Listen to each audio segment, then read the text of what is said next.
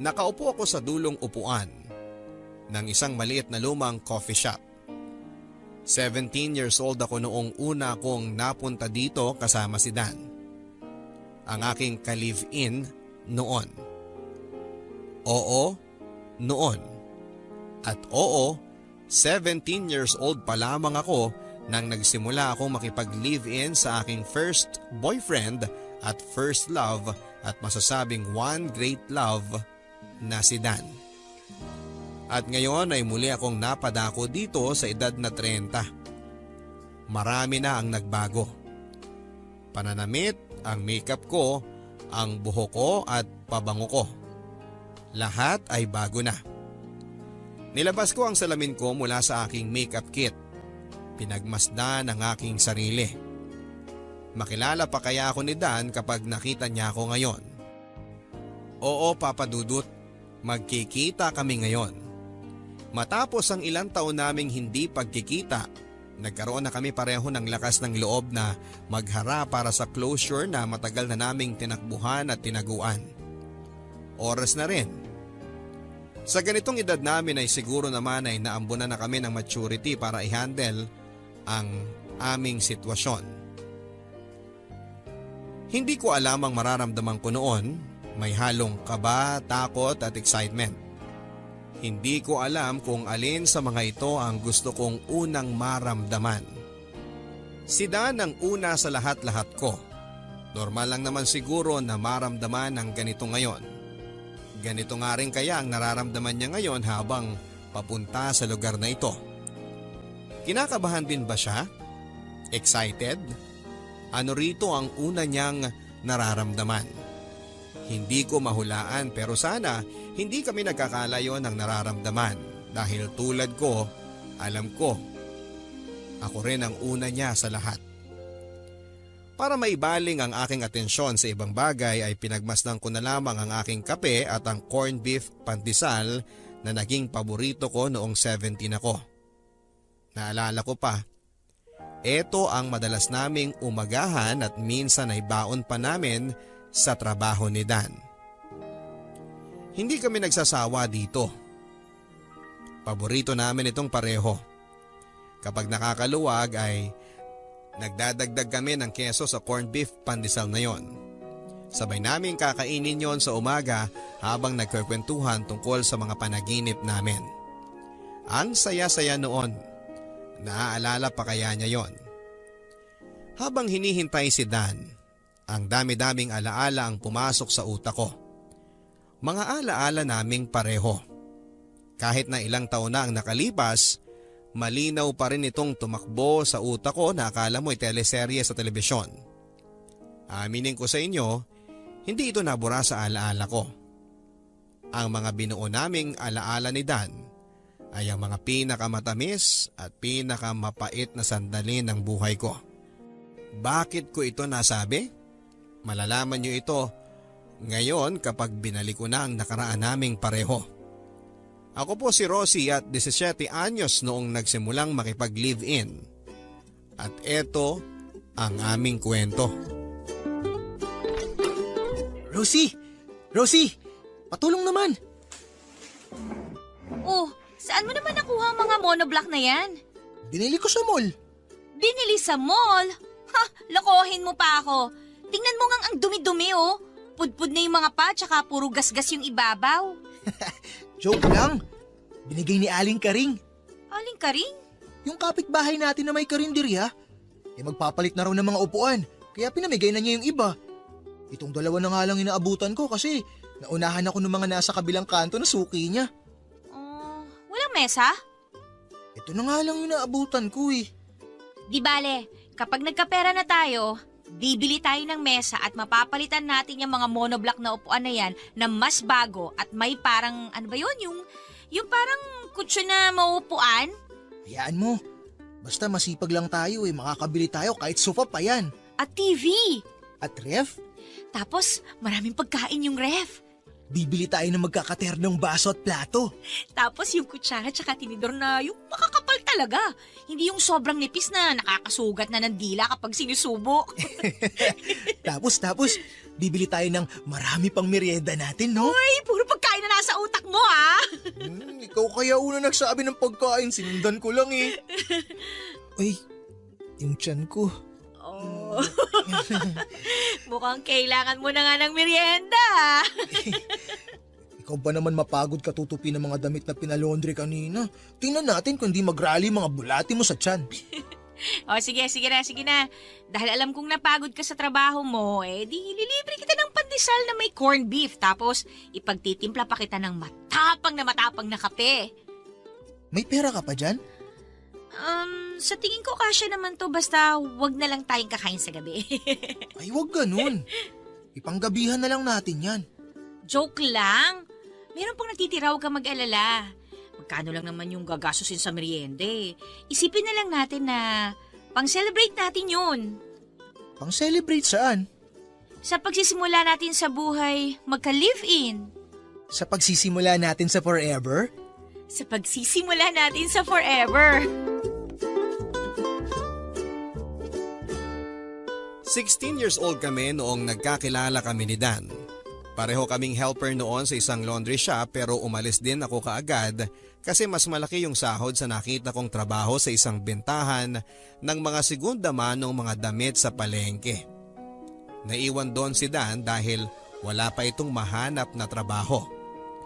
Mas malaki naman ang kinikita niya doon kesa sa akin. May extra rin siyang trabaho sa pagbabantay ng parking lot na parehas na may-ari ng laundry shop. Bukod sa tip na natatanggap niya sa mga nagpapark, libre pa ang kanyang agahan at tanghalian na bigay ng amo niya. Tapos kapag Sabado at Linggo ay nakaka-extra pa itong maging delivery boy sa mga furniture at appliance malapit sa amin. Samantalang ako ay libre na ang aking tanghalian sa bago kong pinagtatrabahuhan. Minsan kapag malaki ang naibibentang mga segunda manong gamit, ay binibigyan ako ng aking amo ng pamasahe ko. Sapat na ang kinikita naming pareho para magsama na pareho. Kaya nung naging 17 years old kami, ay nagdesisyon kaming magsama na. Bukod sa makakatipid kami ng renta, ay makakasama pa namin ang isa't isa sa pang-araw-araw. Alam kong bata kami noong nagsimula kami sa pagli-live-in. Wala pa sa tamang edad pero wala namang kumontra dahil una sa lahat ay wala namang kaming parehong pamilya na magsasabi sa amin na hindi kami pwedeng magsama. Hindi ko alam kung plano ba to ng Diyos. Planong pagtagpuin kaming pareho na iniwan ng mga magulang namin at sa mga batang edad ay natutunan namin na buhayin ang aming mga sarili. Pareho din kaming 8 years old noon. Base sa kwento sa akin ni Dan ay iniwan siya ng kanyang ina sa poder ng kanyang tiyuhin. Sabi mag-a-abroad daw pero hindi naman pala totoo. Sumama ito sa isang lalaki at doon tumira sa Mindanao. Wala na rin kasi siyang tatay at maagang namatay ang tatay niya dahil sa sakit sa atay. Wala din naman silang perang mag-ina kaya tinanggap na nila na hanggang doon na lang ang buhay ng kanyang ama. Hindi na nila nilaban pa. Ang tiyuhin niya ay isang Kristo sa isang sabungan. Madalas ay sumasama siya para matuto dahil ang sabi ng tiyuhin niya balang araw ay ipapasa sa kanyang trabahong yon. Pero hindi na nangyari yon dahil nung minsang nagkagulo at nagkainitan sa sabungan ay nasaksak ang tiyuhin niya. Mula nga noon ay wala nang tumulong bumuhay sa kanya. Palipat-lipat siya ng bahay na pinagkakatulungan para lamang may makain, kahit wala ng sahod. Bata pa lang ay naabuso na siya sa pagtatrabaho. Ako naman ay iniwan din ako ng aking nanay sa poder ng aming lola. At hindi ko na alam kung bakit niya ako iniwan. Mabait ang lola ko. Mahal na mahal ako noon. Sa akin na umikot ang mundo niya dahil wala na rin naman akong lolo na kasama niya sana sa pagpapalaki sa akin. Lahat ng gusto ko basta makayanan niya ay ibibigay niya. Sana nga ay hindi niya ako sinanay sa ganitong buhay dahil nung na-stroke ito ay dito na ako nagsimulang mahirapan. Hanggang sa namatay na lamang ito. Hindi ko alam ang gagawin ko noon. Basta ang alam ko, nagdasal ako ng nagdasal na sana sa lamay ng lola ko ay bumalik na si mama para kunin ako, pero nailibing na nga ang lola ko at lumipas pa ang ilang araw, pero ni anino ni nanay ay hindi ko nakita pa. Hanggang sa ampunin ako ng aming kapitbahay, hindi para gawing anak nila, kundi gawing kasambahay. Parehas na parehas kami ng naging buhay ni Dan noon. Pareho kaming nagtrabaho sa maagang edad. Pareho kaming nawala ng pamilya sa maagang edad. Parehas na parehas kami. Kaya naman noong nagkakilala na kami ay hindi namin pinakawala ng isa't isa. Ang mga katulad namin ang nagsasama talaga.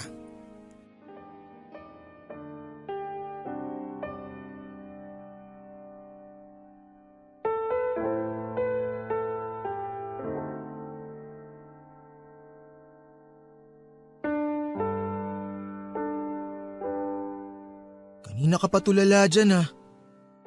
Oh, uminom ka muna ng kape. May halong evap yan. Salamat. Uy, okay ka lang ba? Oo naman. May iniisip lang ako. Ano yun? Pagkatapos ng 10 taon kaya, ganito pa rin tayo? Ano, mahirap? Sana hindi. Sana mayaman na tayo nun. Hindi yun. Ang ibig kong sabihin, 10 taon mula ngayon, tayo pa rin kaya? Oo naman. Sigurado mo naman ha? Manghuhula lang? Kasi sigurado naman ako sa iyo eh. Kaya maning-mani yung 10 taon na yan. Tayo pa rin nun. Eh paano kung hindi? Hindi pwedeng hindi. Bakit naman? Kasi lalaban tayong pareho. Talaga? Talagang talaga. Ano kaya ang buhay natin 10 taon mula ngayon? Si sexy ka lalo. Seryoso kasi! O sige, di tataba ka na nun. Oh, bastos nito ha! Tataba ka nun dahil may anak na tayo. At tataba ka nun dahil mabubusog ka ng pagmamahal sa akin. Kung corny ha! Ikaw ba? Anong nakikita mo sa atin 10 taon mula ngayon? Mas angat na yung buhay natin. Mas maraming pagkain. Hindi na nagtitipid sa LPG. Luto lang ng luto, di ba?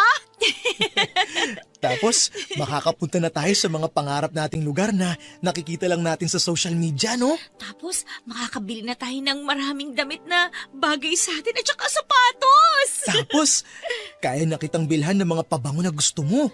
At makakabili na rin ako ng motor na pangarap mo. Tapos Tayo pa rin. nagmamahalan. Sobra-sobra pa. Pang forever na. 10 taon mula ngayon. 10 taon mula ngayon, tayo pa rin. 10 taon mula ngayon, alam kong ikaw pa rin. Mga pangakong hindi natupad, Papa Dudut. Tulad ng sinabi ko sa inyo kanina, hindi naman kami nagkatuluyan. Pinagtagpo pero siguro ay hindi talaga tinadhana.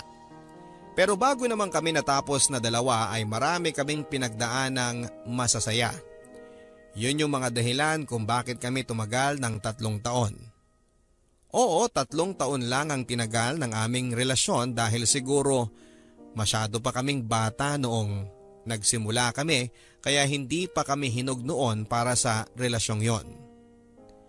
Pero bago ko kayo dalhin sa mga panahong nagkaproblema at nagkahiwalay na kami, gusto ko muna kayong ipunta doon sa mga panahon na masaya kaming pareho. Kontento sa kung ano ang meron sa amin at masaya sa piling ng isa't isa. Sa lahat ng mga nagkaroon ng relasyon, alam kong pinagdaanan nyo rin ang ganitong saya sa piling ng mga minamahal ninyo. Lalo na sa mga may asawa at ka-live-in. Yung tipong gigising ka sa umaga, siya agad ang bubungad sa inyong mga mata. Ikaw na babae, ipaghahanda mo siya ng umagahan. Kung ano lang yung meron sa inyo, pwedeng 3 piraso ng tuyo at 6 na kamatis na hinog. Masaya na kayo nun. Pilit na pinagkakasya ang kakaunting tuyo na meron kayo para lamang matakpan ang gutom ninyong pareho, para may lakas kayo sa pagtatrabaho. At kapag tapos na kayong kumain, si lalaki naman ang magliligpit ng kinainan. Siya na rin ang magtitimpla ng inyong kape. Pareho kayong mauupo magkaharap at paplanuhin na ang gagawin sa buong araw at sa mga susunod. Kapag oras na para umalis, sabay kayong lalabas ng bahay na magkahawak ang mga kamay. Ihahatid ni lalaki sa babae sa trabaho at hihintayin na makapasok siya sa loob bago umalis. Habang si lalaki ay patakbong pupunta sa trabaho dahil alam niyang mahuhuli siya kapag naglakad ito ng mabagal. Ganito kami ni Dan sa pang-araw-araw. Naaalala ko, masaya ako sa ganito. At kahit nga magkasama na kami sa bahay ay panay pa rin ang teksa naming dalawa. At dapat sabay din kaming magtatanghalian. Kukumustahin ko siya sa text o sa tawag kung kumain na ba siya. Alam ko na nakaka-relate kayo dito. Iba talaga kapag may karelasyon kayo. Yung mga dating payat ninyong katawan ay pareho ng lumobo. Sa bandang gabi naman, dahil mas nauuna siyang matapos sa akin sa trabaho, ay nag-aabang na ito sa labas ng trabaho ko. Habang ako ay nagmamadali ng mag-ayos para makauwi na kami pareho. May mga pagkakataon naman na nag-o-overtime si Dan sa laundry shop, lalo na kapag Biyernes. Kaya naman ako na ang pumupunta sa kanya para hintayin siya. Ganito kami lagi at hindi kami napapagod sa ganito. Kapag natapos na namin ang aming mga trabaho, ay saka naman kami dederecho sa paborito naming karinderya at pipili ng aming panggabihan. Kapag tapos na kaming kumain ay saka kami maglalakad ng ilang saglit lang para magpababa ng aming kinain. Magkwekwentuhan kami sa mga nangyari sa trabaho namin. Madalas pa nga ay pinagchichismisan namin ng mga katrabaho at boss. Minsan, naglalabas kami ng hinaing kapag pakiramdam namin ay hindi tama ang ginagawa sa amin sa trabaho o kung may napansin kaming mali sa ginagawa ng aming mga katrabaho. Para na kaming mag-best friend na dalawa. Nagsasabihan ng lahat-lahat sa amin. Kapag naubos na ang aming kape, ipagpapatuloy pa namin ang pakikinig sa radyo. At kapag naramdaman na naming babagsak na ang aming mata, ay saka kami papasok. Dala-dala ang tasa at ang aming radyo. Kapag maayos na kaming pareho at nasiguro na naming maayos ang bahay, ay saka kami matutulog na. Habang nakabukas ang radyo, magkayakap kaming dalawa. At bago tuluyang managinip ay hahalikan muna namin ang isa't isa. Kailangan pa rin kasi naming magtipid dahil nag-iipon pa kami ng pambili namin ng mga gamit. Kulang-kulang pa kasi ang inuupahan namin. Maliit lang naman ang boarding house namin. Gawa lang yon sa kahoy at yero na kung saan ay rinig namin ang bawat ganap sa kalsada dahil sa sobrang nipis ng bahay. Wala namang kaming magagawa kasi eto ang mura. Eto lang yung kasya sa mga sahod namin. Ang balak na lang namin ay pagandahin ito gamit ang mga kasangkapan na balak naming bilhin. Nagtitingin-tingin na kami ng mga second hand na ref. Marami daw nagbebenta nito sa bandang Cubao at swak sa pera namin. Siyempre, bibili din kami ng mas makakapal na kutsyon. Dahil yung kutsyon na gamit namin ay yung pang iniwan ng dating border doon. Manipis na ay nangangamoy pa. Pinagtitiisan na lang namin at pinapaarawan kapag wala kaming ginagawa. Binabawi na lang namin sa makakapal na kobre kama na nabili ko ng mas mura sa pinagtatrabahuhan ko. Marami pa kaming dapat bilhin. At alam ko kapag tinitingnan ako ni Dan, ramdam niyang gusto ko nang buuin ang bahay naming yon para maaliwalas na sa paningin namin. Kapag gano'n na ang tingin niya sa akin ay susuklian ko yon ng isang tinging nagpapasensya. Yung tinging nagsasabing hayaan mo na. Balang araw makukumpleto na natin ang mga gamit na kailangan natin. Ganon lang. Masaya na kami noon at masayang masaya. Ang dami naming plano na gagawin, ang daming pangarap. Ang dami. Lahat ay inaasahan na kami na talaga. Nakadepende kami sa isa't isa. Ang sarap pala sa pakiramdam yung ganon kahit papaano. Dahil nga buong buhay namin ay wala kaming ibang dinedependahan kundi ang aming mga sarili para mabuhay. Pero mula nang dumating kami sa buhay ng isa't isa ay nagbago ang lahat. Sa wakas ay naranasan namin kung paano tulungan ang bawat isa. Na kapag hindi mo na kaya, andyan yung kapareha mong gagawa nun para sa'yo para hindi ka na mahirapan. Ang sarap pala ng ganong pakiramdam. Sobrang sarap. Naalala ko pa nga noong nagsimula pa lang kami at walang kaalam-alam sa buhay pagli-live-in. Ginagawa naming basihan ng gagawin namin kung ano ang napapanood namin sa TV o yung nakikita namin sa mga kakilala namin sa trabaho. Kahit nga yung mag-asawang kapitbahay namin ay nagagawa naming silipan para lang alam namin kung tama ba ang ginagawa namin sa buhay pagli-live-in. Mula sa pag-aalaga ni Mrs. kay Mr., kung paano niya ayusin ang idadamit nito sa umaga bago pumasok sa trabaho. Kung paano tamang humalik.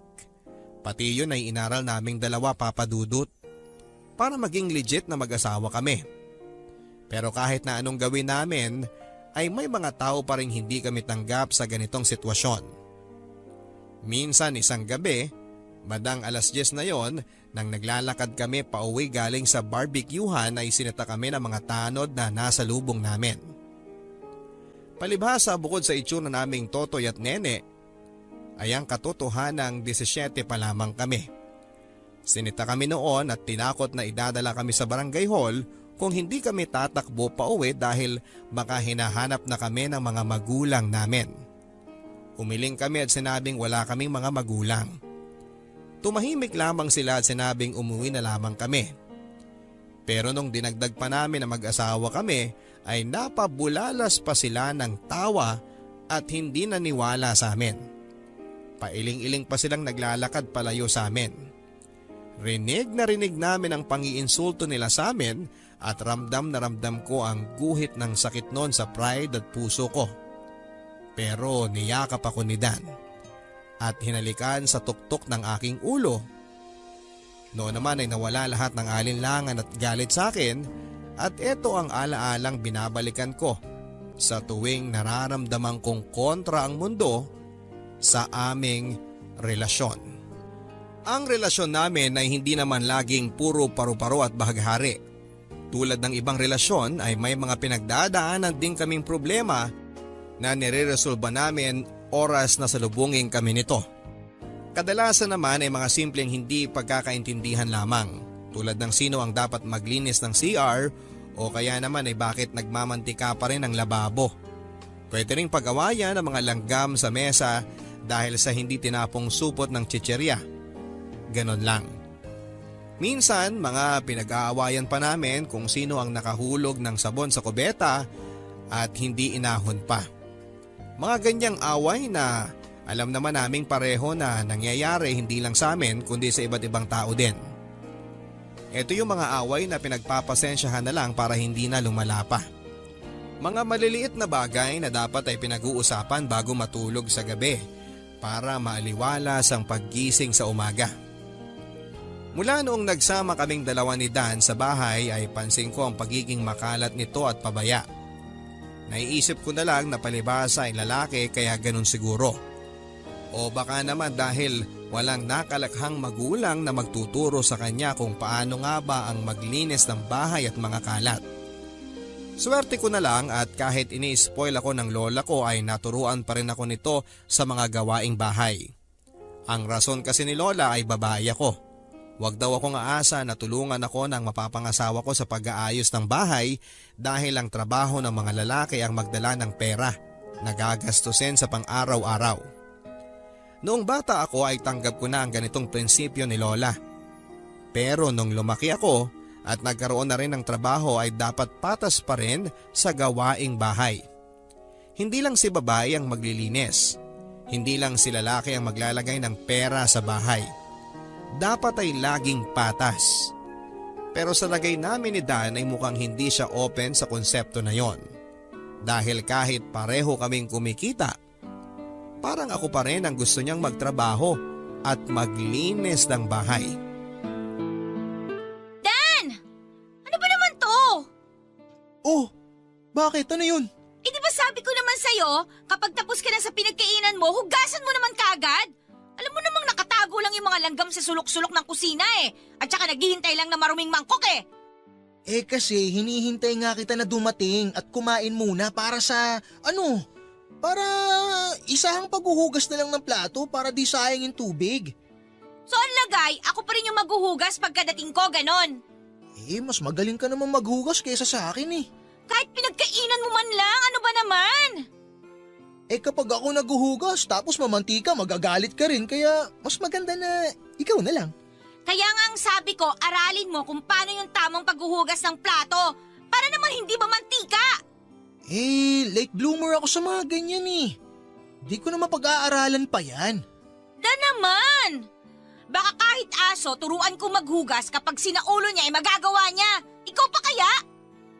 Bakit kailangan mo ikumpara ako sa aso? Eh hindi kita kinukumpara. Ang sa akin lang naman, sana marunong ka rin sa mga gawaing bahay. Kasi hindi naman pwedeng ako na lang lagi yung gumagawa dito. Pero di ba babae ka? Kaya dapat ikaw ang gumagawa ng mga ganun. Oo nga, babae ako. At may trabaho katulad mo para makapagbigay ng pera sa bahay na to. Nireklamo ko ba sa'yo yon? Huwag na natin pag-awayan yan, please. Sige na, ako na maghuhugas. Magpahinga ka na at huwag ka na mabunganga. Hindi ako magbubunga nga kung tama yung ginagawa mo. Kaya nga, sorry na, di ba? Huwag nang pag-awayan, di ba? Ay nako, ewan ko sa'yo. Lagi ka nalang ganyan. Kahit mali mo, pilit mong ipinapasa sa akin para ako yung magmukhang masama. Rosie! Saan ka pupunta? Gabi na!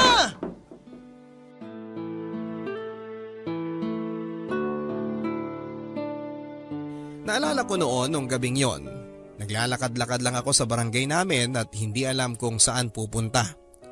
Medyo kinakabahan dahil baka may mangyaring hindi maganda sa akin, pero dahil kinain na ako ng aking pride ay nagtuloy-tuloy na lamang ako sa paglalakad. Pahinto-hinto din ako sa mga store na nakikita ko.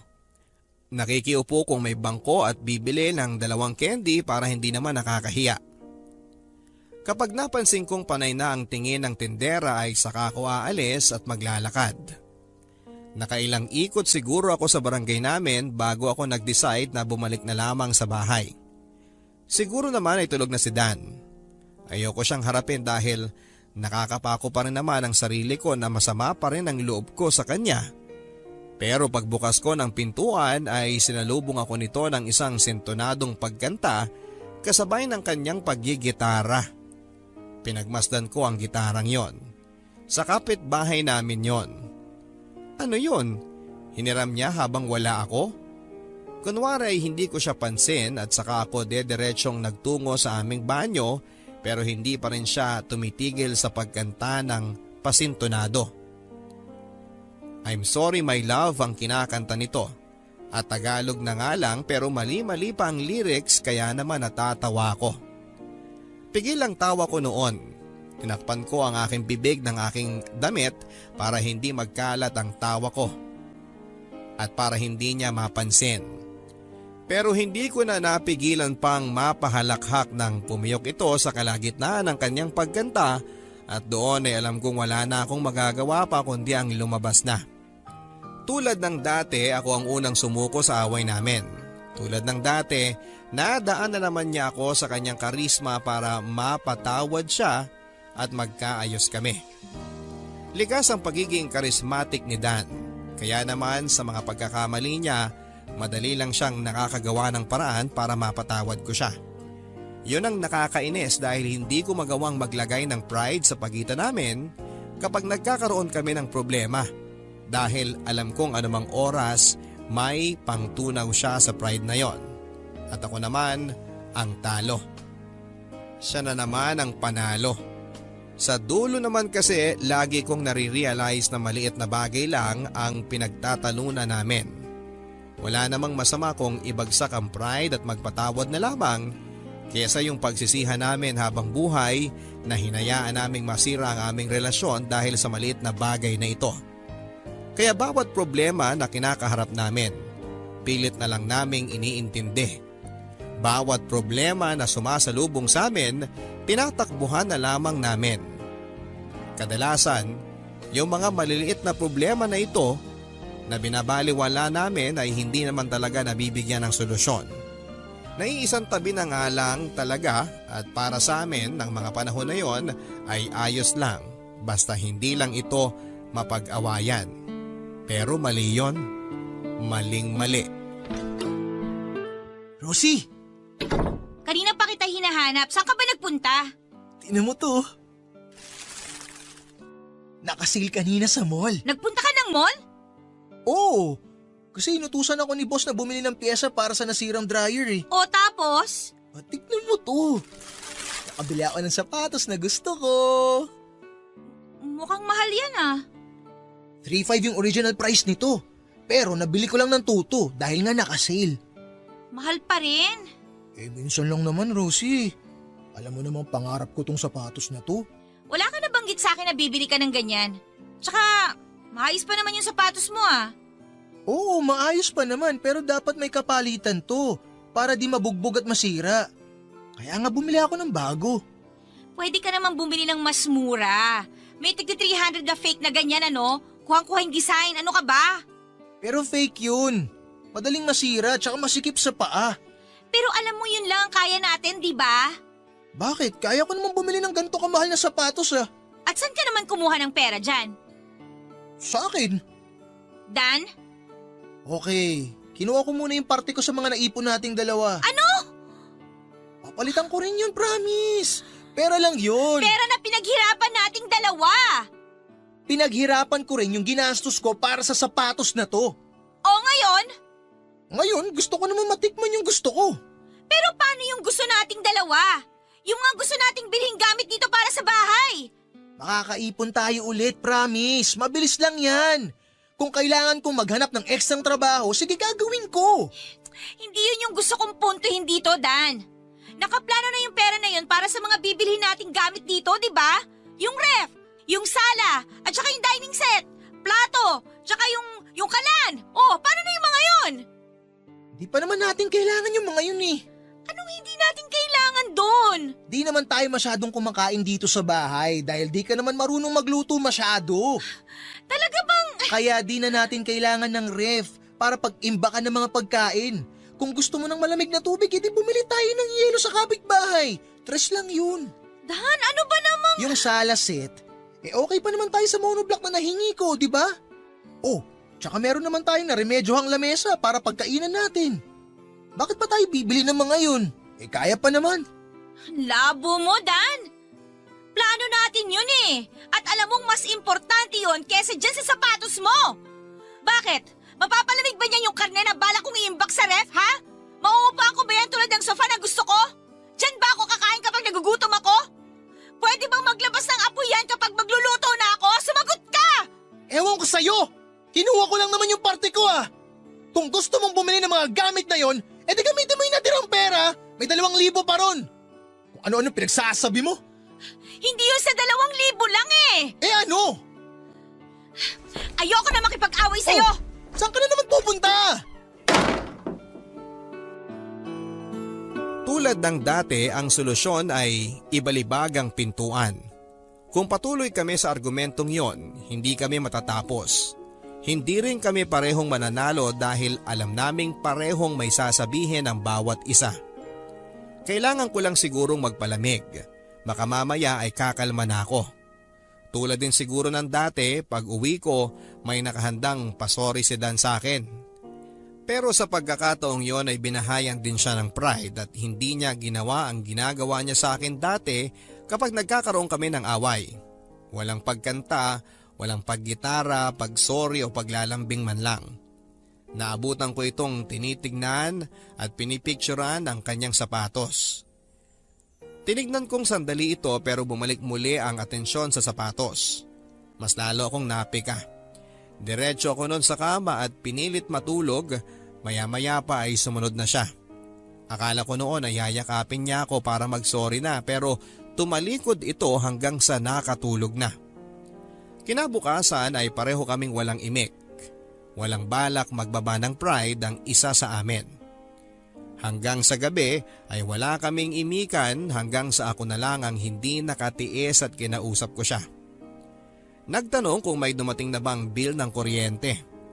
Umiling siya.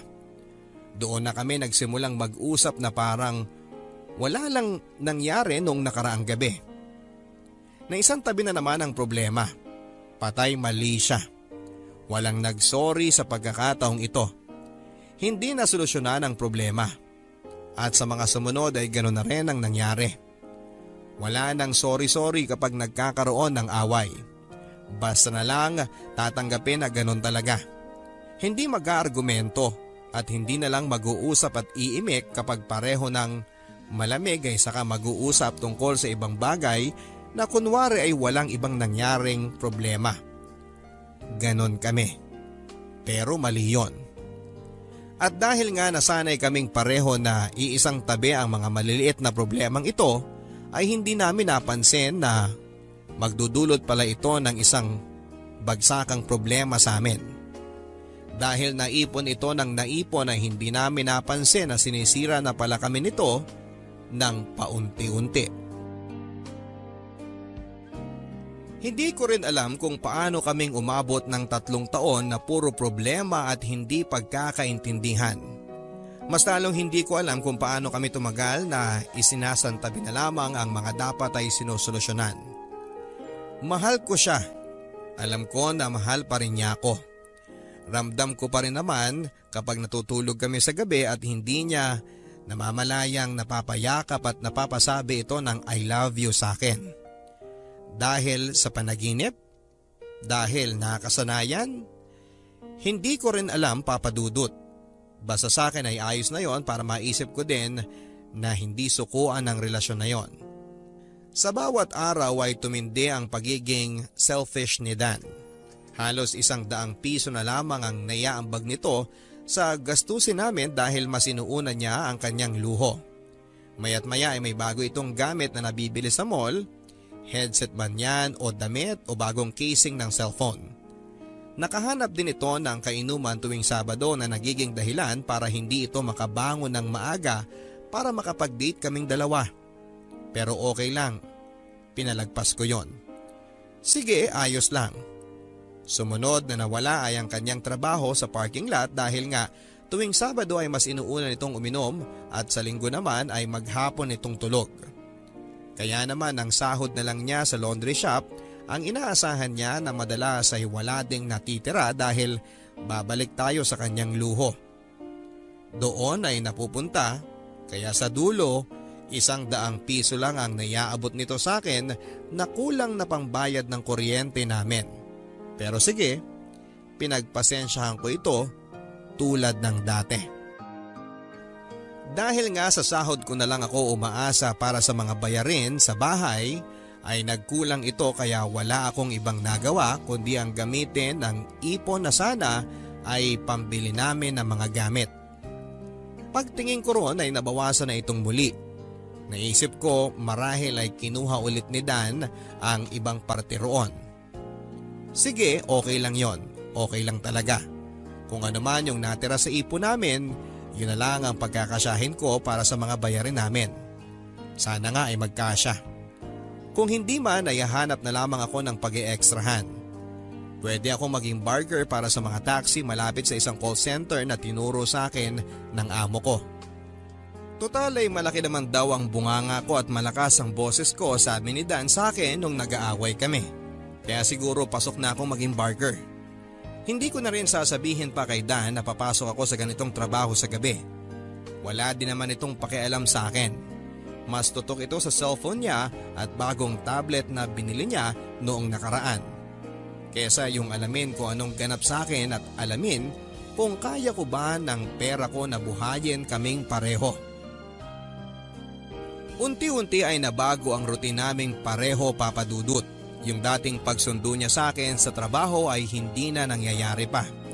Basta uuwi na lang ako at madadatnang ko siyang nakahilata sa kama at ang pinagkainan niyang pinagpiestahan na ng mga ipis at langgam. Parang na-refresh ulit ang utak niya at nawala ang nakasave na usapan namin na wag hayaang may maruruming pinagkainan sa lababo. Pero sige, ayos lang. Para wala ng away ay hindi na ako magsasalita pa. Hindi na ako magbubunganga pa.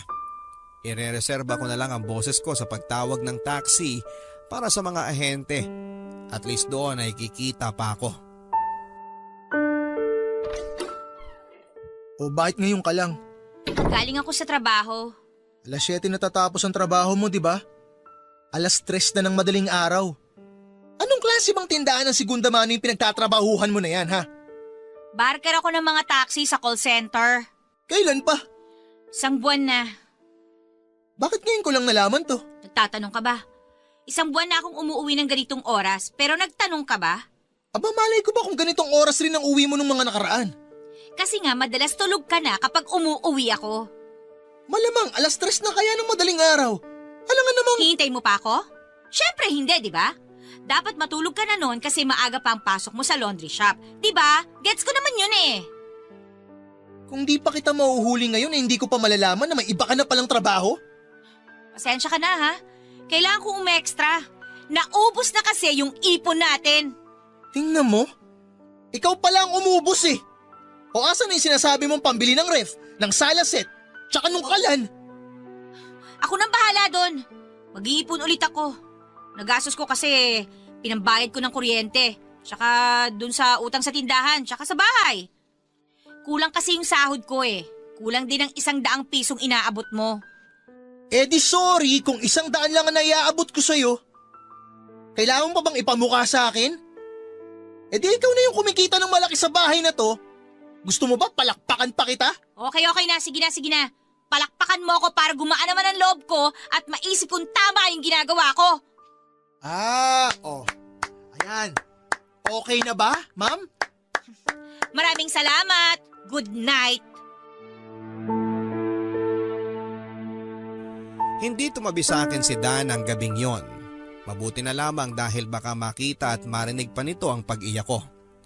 Mahinahon man akong nakikipag-usap sa kanya nung oras na yon, pero ang puso ko ay hiyaw ng hiyaw dahil sobrang pagod na ako. Pero hindi ko pwedeng gawin yon. Kasi ayoko ng away, ayoko ng gulo. Lalaban pa ako, hindi ba? Yon ang pangako ko. Hindi ko susukuan ang relasyong ito kahit magkakalyo na ang puso ko sa hirap. Habang tumatagal ay lumalala ang problema namin sa relasyon namin. Mas lalo kaming pinababahayan ng pride. Mas lalo na si Dan. Dahil nga alas 3 na ng madaling araw ang uwi ko ay gumanti ito. Umaga na itong umuuwi at madalas ay lasing pa. Pero tulad ng dati ay wala pa rin akong imik. Hindi ko alam kung nananadya ba ito o ano. Bahala siya. Siya naman ang magpupuyat dahil alam niyang maaga pa ang kanyang trabaho. Hinayaan ko lamang ito. Bahala siya sa buhay niya. At dahil nga sa ganitong naging gawain niya, natanggal tuloy siya sa trabaho. Hindi na kasi ito nagigising ng maaga dahil nga sa sobrang kalasingan at puyat. Hindi ko siya ginigising bago ko umalis, bahala siya sa buhay niya. Kinaya niyang magpuyat, kayanin niyang gumising ng mag-isa. Oo, gumaganti ako kahit na alam kong ang balik ay sa akin din dahil nga sa nawala na siya ng trabaho. Ang ibig sabihin lamang nito ay ako na ang bubuhay sa aming pareho. Pero hindi pa ba ako sanay 100 lang naman ang naibibigay niya? Hindi naman kawala ng ambag nito dahil una pa lang ay hindi ko naman ramdam ang ibinibigay niyang yon dahil nga sa kulang na kulang. Kahit kailan ay hindi sumapat ang 100 piso nito. Hindi niya sinabi sa akin na nawalan siya ng trabaho. Sinabi na lang sa akin noong amo niya noong nasa lubong ako nito minsan. Tinanong kong bakit nagkaganon si Dan. Hindi lang ako nagsalita. Marahil ay nahalata nito na may problema kami sa bahay at relasyon kaya nagbigay ng payo at sinabing ayusin namin yon. Natatandaan ko pa ang sabi niya. Huwag naming hayaang sirain kami ng anay. Patibayin pa namin ang aming mga poste. Bantayan hanggat maaari dahil andyan lang ang mga anay at anumang oras ay aatake ito kapag hindi nabantayan. Sa mga sinabi niyang ito ay napaisip ako. Matagal na kaming inaanay. Matagal nang inaanay ang mga poste ng relasyon namin. Aayusin pa ba namin yon? May pag-asa bang maayos? O tulad ng ginagawa ng iba sa mga inaanay na poste at kagamitan, sirain na lang bago madamay ang iba.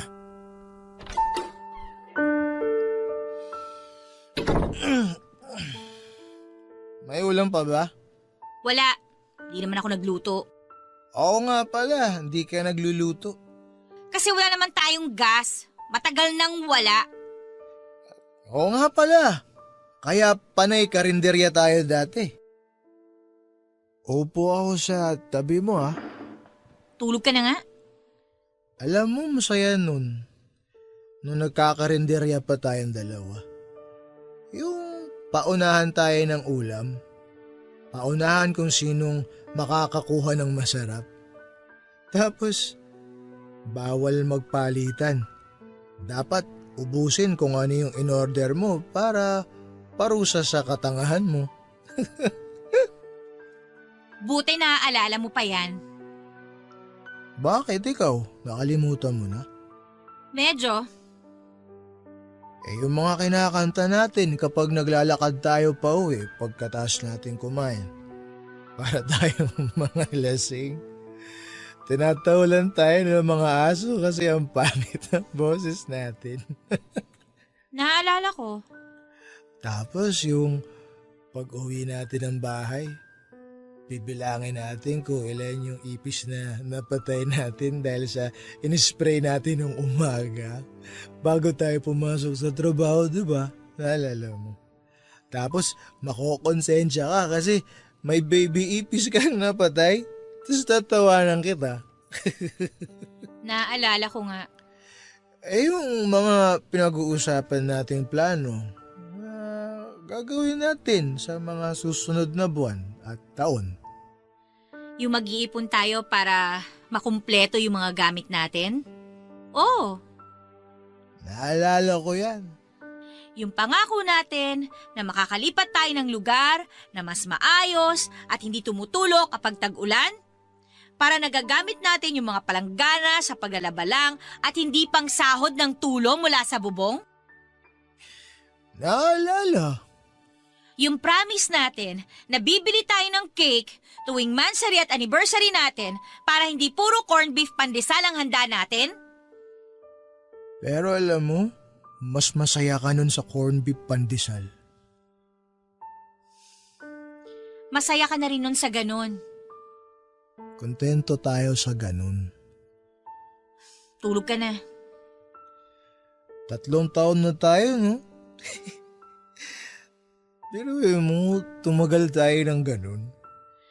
3 taon na puro problema, away at pride. Pero naging masaya ka rin naman, di ba? Kasi ako, oo. Oo, naging masaya ako. Naging. Di ka na masaya ngayon? Tulog ka na. Bakit ba tayo naging ganito? Matulog ka na. Masaya naman dati, di ba?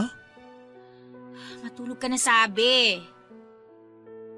Alam mo bang hirap na ako matulog mula nung tinuloy-tuloy ng tadhana yung mga problema sa atin? Ang hirap na ako makatulog eh. Alam ko. Ganun din naman ako eh. Rosie, Bakit? matulog na tayo? Sige.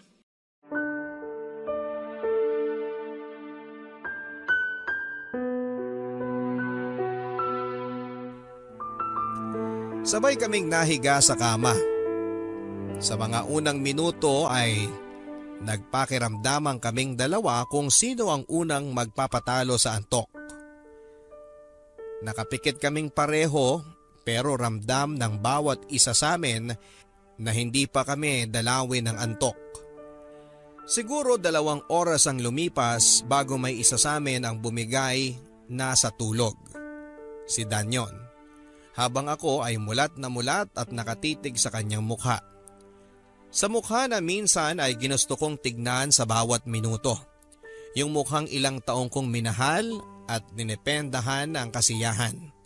Yung mukhang akala ko ay makikita ko ang pagbabago dahil magkasama kaming tatanda pareho. Pero hindi na yata yon mangyayari. Dahan-dahan akong umalis ng kama at sinigurado kong hindi siya magigising. Tinignan ko ang orasan, 30 minutos na lamang marahil ay aakyat na rin ang haring araw. Kailangan ko nang bumangon hindi dahil may pasok pa ako, kundi para isagawa ang matagal ko nang pinag-isipang gawin. Tinungo ko ang kusina, nagpainit ng tubig para sa kape sa lumang rice cooker namin. Yung rice cooker na konti na lang ay hindi nagagana pa. Yung rice cooker na pinagpapainitan na lang ng tubig, pampaligo at pangkape dahil hindi naman kami nakabili ng bigas para magluto. Sinaling ko ang ibang mainit na tubig sa termos. Baka kasi maisipan ni Dan na magkape pagkagising niya. Sayang din naman kung itatapon ko yon. Nagtimpla na ako ng kape, hindi ako naglagay ng evap o asukal. Purong kape. Maitim na maitim yon.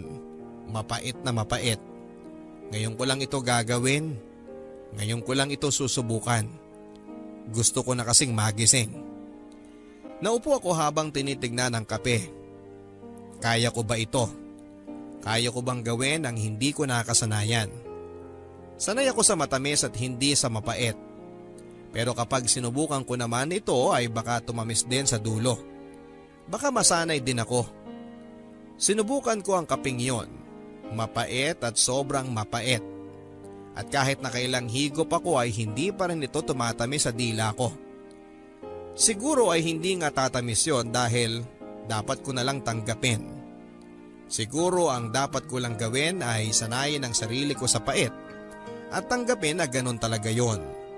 Mapait na mapait at susubukan ko pa rin ang kapeng ito kahit sobrang pait para sa pagbabago ko. Hinugasan ko ang baso ko matapos kong pilitin ang sariling ubusin ang kapeng mapait na yon. Bumalik ako sa kwarto namin at tinignan ang nahihimbing na si Dan. Napangiti ako. Bigla ay bumalik ang matatamis naming alaalang dalawa pero kasabay ng pagtitig ko sa kanya ng matagal ay unti-unti itong napalitan ng mapapait na alaala at hindi ko alam kung masasanay ba ako sa ganong klase ng pait o hihintayin ko ulit na tumamis ang lahat. Tatamis pa ba? Sa tingin ko ay hindi na. Kinuha ko ang backpack sa cabinet. Backpack na napuno na ng aking damit na kailangan ko para sa plano ko. Kinuha ko lang ang kailangan ko. Yun lang naman ang dapat. Hindi ko na kailangan ng maraming bitbit sa gagawin ko. Baka makadagdag lang ito sa bigat ng dibdib ko. Oras na para gawin ko ito. Matagal ko nang pinag-isipan. Oras na para isabuhay ko. Aalis na ako. Aalis na ako sa bahay na minsang naging matamis para sa akin pero sa huli ay naging mapait na. Bitbit ang backpack ay muli at huli kong pinagmasdan si Dan. Isang tingin na nagpapaalam na at nangakong hindi na lilingunin pa. Isang tinging natatakot pero isang tinging alam kong ito ang dapat gawin. Pareho na kaming naging anay sa poste ng bawat isa. At kung hindi aalis ang isa ay pareho kaming masisirang dalawa. Paalam Dan. Salamat sa 3 taon. Salamat sa tamis at sa pait. Sa pagbalik ko sa realidad ay nahuli ko ang aking sariling tumutulo ang luha habang pinagmamasdan ng corned beef, pandesal at kape. Pareho nang lumalamig dahil masyadong mahaba ang mga binalikan kong alaala. Pinahid ko ang mga luha ko sa likuran ng aking palad. Lumingon-lingon sa paligid baka kasi may makakita. Wala pa rin si Dan. Mabuti na lang. Nilabas ko ang aking makeup kit at nag-retouch. Sa pagtingin ko sa salamin ay bigla akong nanibago sa aking itsura. Siguro kasi kanina ay 17 anyos kong mukha ang iniisip ko. Kaya hindi ko naisip na ibang-iba na pala ang itsura ko ngayon.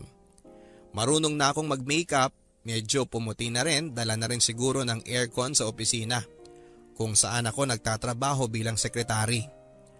Oo, matapos akong umalis sa bahay namin ni Dan ay inayos ko ang buhay ko. Para saan pa at umalis ako kung sisirain ko rin, hindi ba? Pero ang hirap nun. Ilang araw o buwan ata akong tulala.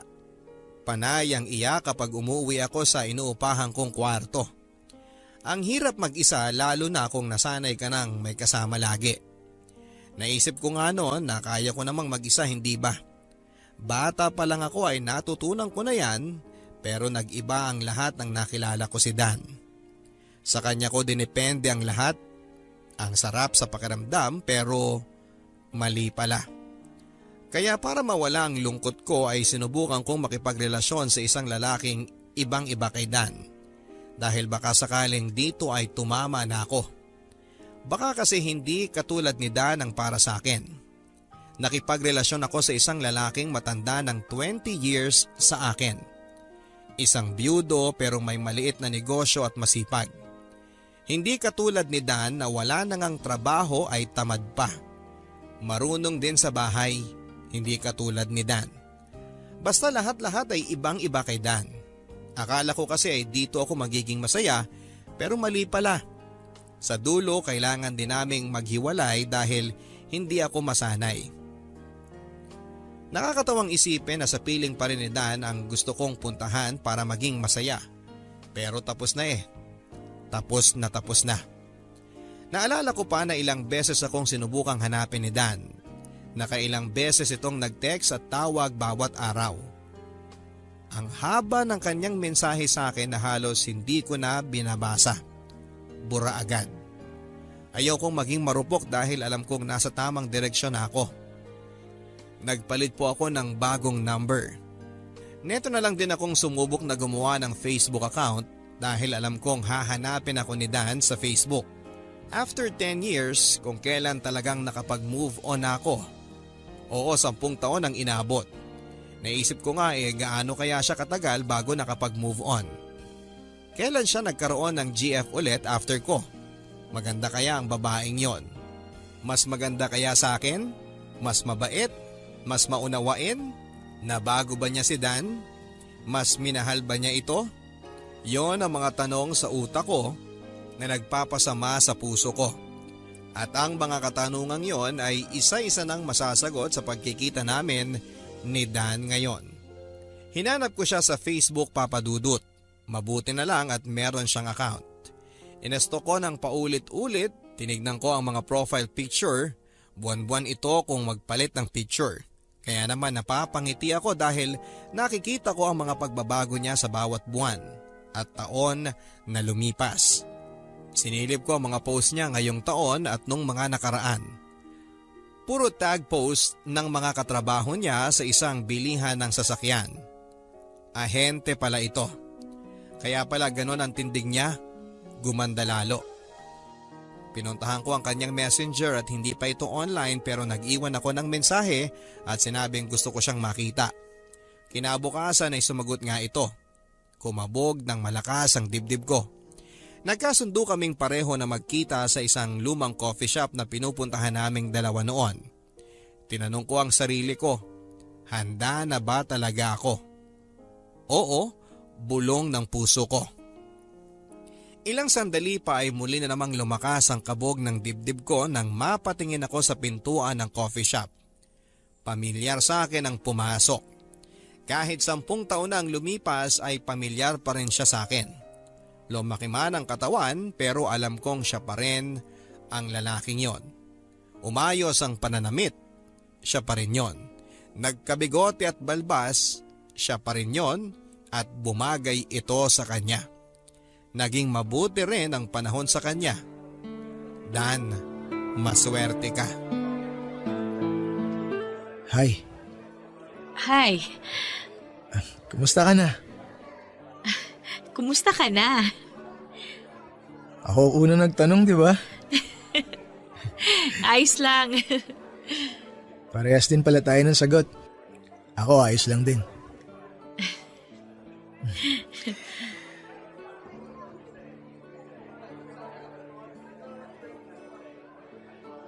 10 years.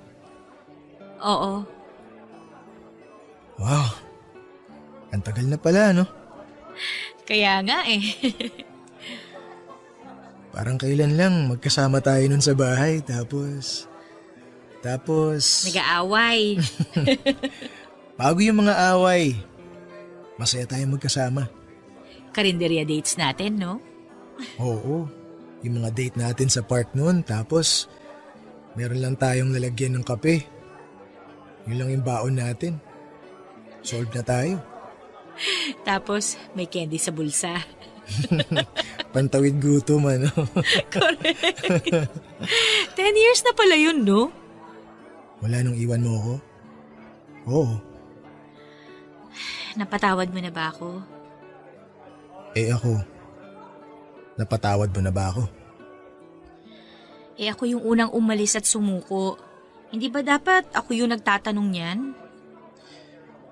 Pero, ako naman yung dahilan kung bakit ka umalis at sumuko. Kaya, ako ang magtatanong sa'yo nun. Oo, Dan. Kung ako naman ang tatanungin mo, oo, syempre, napatawad na rin kita.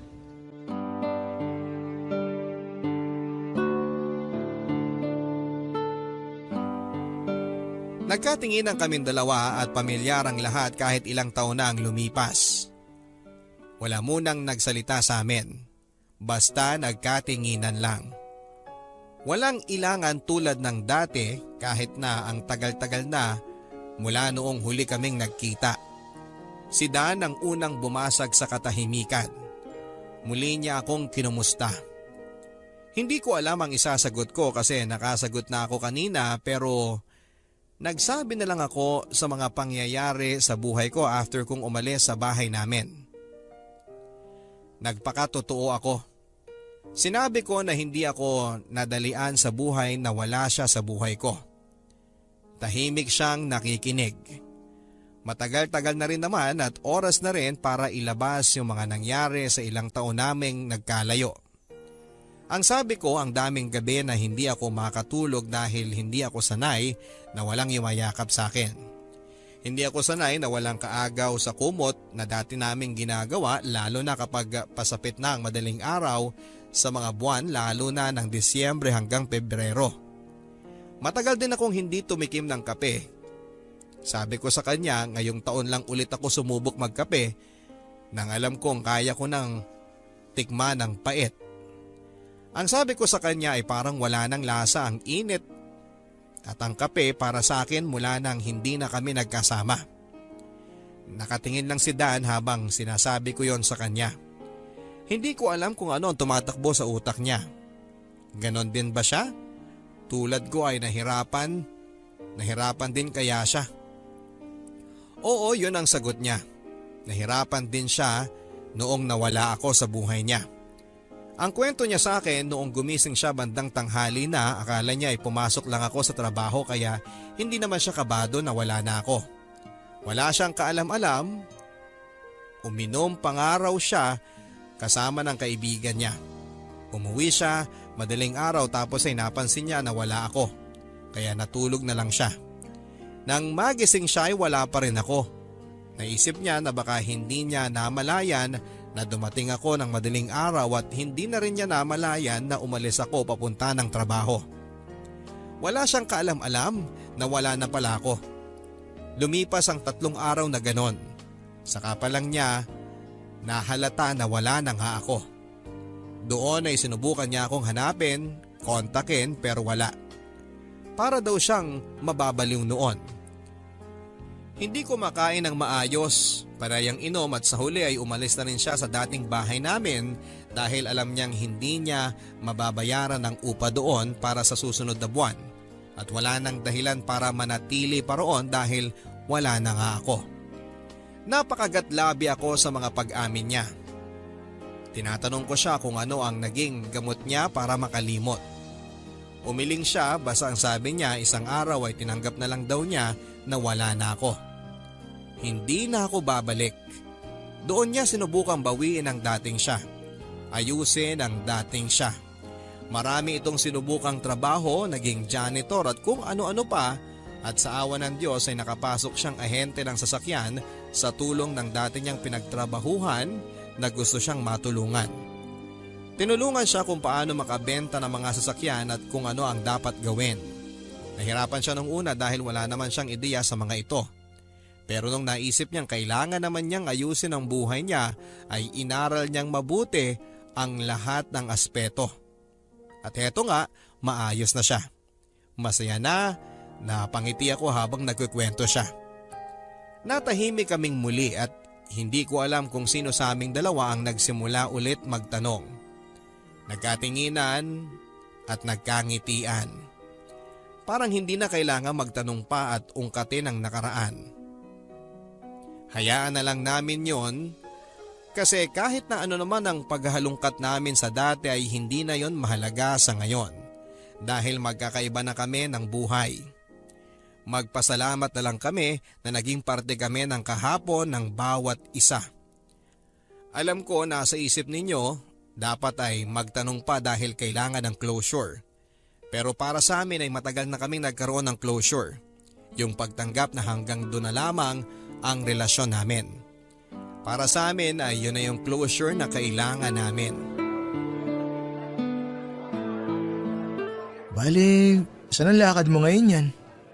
Mag-grocery lang ako. Masyado ata maaga natapos yung pag-uusap natin Hindi naman kasi kailangang pahabain pa eh.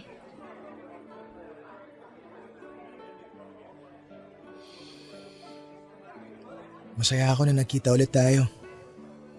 Pagkatapos ng 10 taon. Dan, Ano yun? sorry Tsaka maraming salamat din. Ha? Sorry kung hindi natupad yung mga plano natin dati. Naintindihan ko naman yun.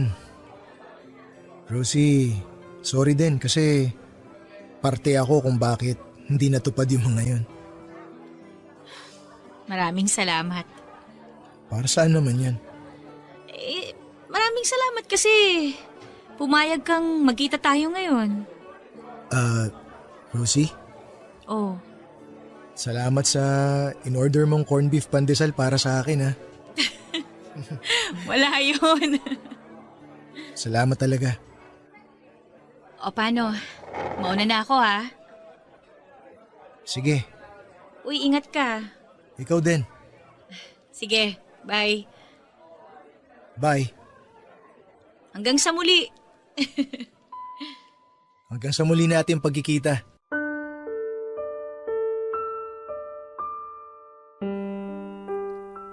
That's it.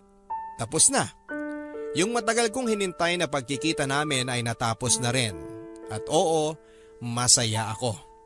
Kasi napatunayan ko sa sarili ko na tapos na nga at oo, naka-move on ako.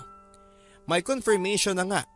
Habang nakataksi ako noon, nakangiti ako dahil parang gumaan ang lahat.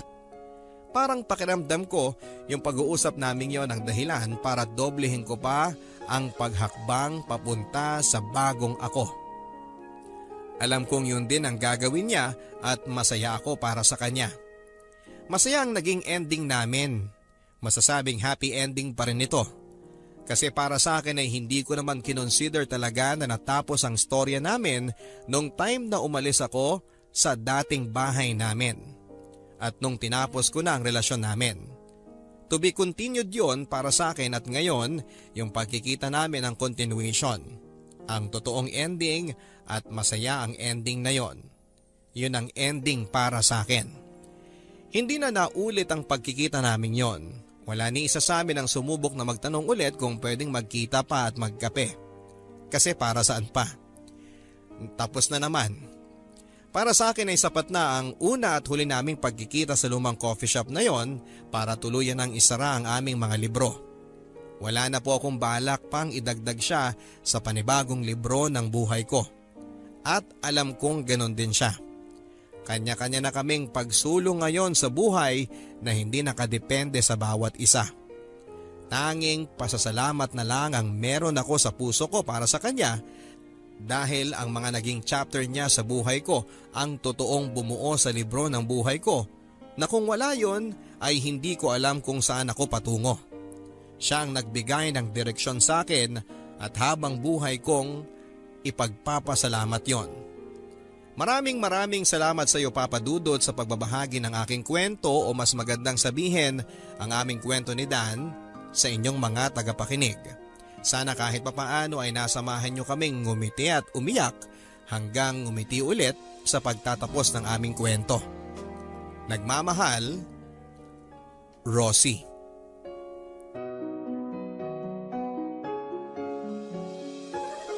Sa pagsasama nilang dalawa mga kaibigan ay mas nakilala nila hindi lamang ang mga sarili nila kundi mas nakilala nila ang katotohanan na hindi nga sila para sa isa't isa. Sa naging relasyon po ni Dan at ni Rosie ay hindi man ito nagtapos na magkasama sila pero ramdam naman nating sinubukan po nila. Tulad ng ibang relasyon, umasa rin sila na matatapos sila sa forever pero sa realidad natin kapag hindi na po kaya, sukuan mo na at yon ang naging desisyon nila sa dulo ng kanilang kwento. Hindi man ito ang plano pero kusang tadhana na ang nagtulak sa kanila para tapusin na ito. Ang kwento ni Dan at ni Rosie ay minsang naging kwento ninyo ng karelasyon nyo.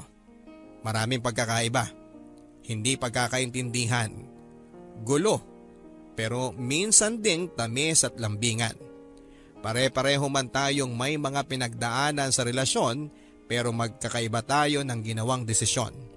Sina Dan at si Rosie ay piniling tapusin ang kanilang relasyon. Pero kayo, ano ang naging desisyon ninyo?